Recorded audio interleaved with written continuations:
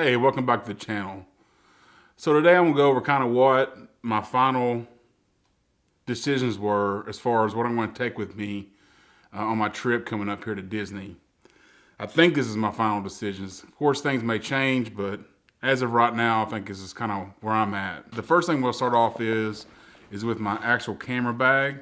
I'm gonna go with this Wonder 21 liter backpack. And when I first got this backpack in, I was like, that is so small. That is so small. I didn't know if I was going to like that or not. But when I started packing it up and, had to start making decisions, I decided that, a 21 liter might be just perfect for what I'm doing here, because the smaller size makes you make decisions on what you're taking. Any bigger of a bag, you can just start loading it up with stuff that you'll never use. So I'm not gonna go through the whole bag because you can watch other videos about that. And I only had it a couple days, so I can't give a real full review yet. But opening the bag up, you can see the camera cube right there. It is a pretty small area in your bag. You probably could fit full frame gear in here, but not very much. So I think this is where this APS-C stuff is going to come in really, really handy. When I was looking at a bag to take on this trip, there was a couple of things that I really thought that were important. And number one was I needed access on the side access, which this bag does have that. So you can pull your camera out without opening your whole bag completely up. And then also you can lay it down on the ground, open it up, and see everything that you have. So I like having that combination in a bag.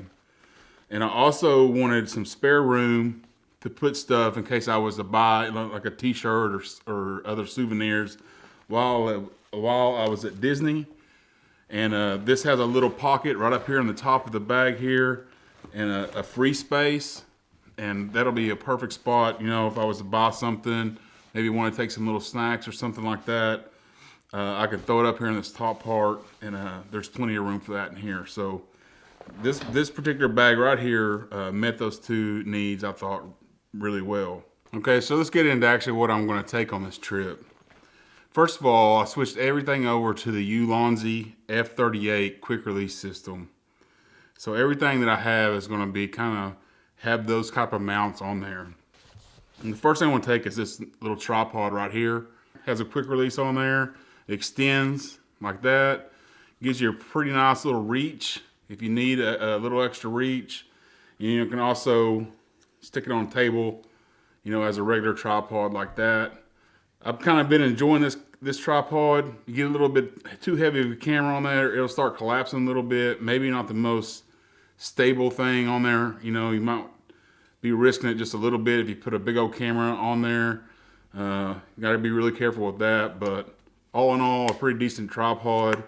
And this is the one I'm going to be taking with me. So I couldn't decide whether I want to take the GoPro Hero 10 or the Insta360 X2. You're trying to sit down and think about different scenarios that might come up in the midst of this trip.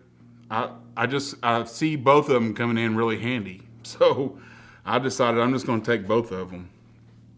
I got the GoPro right here, Hero 10, and the Insta360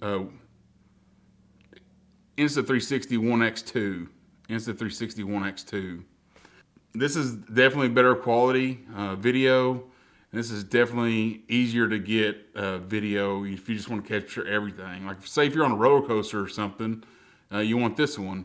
If you're just kind of walking around, filming stuff like on Main Street or whatever, you might want this one because it's going to be better quality. I couldn't decide, so I'm going to take both of them. I think that's going to work out well for me. One of the pluses to the F38 system, when I put the little clip on there, I can set it on a table. It creates a little stand, so I can set it on a table like that and get good footage that way. And then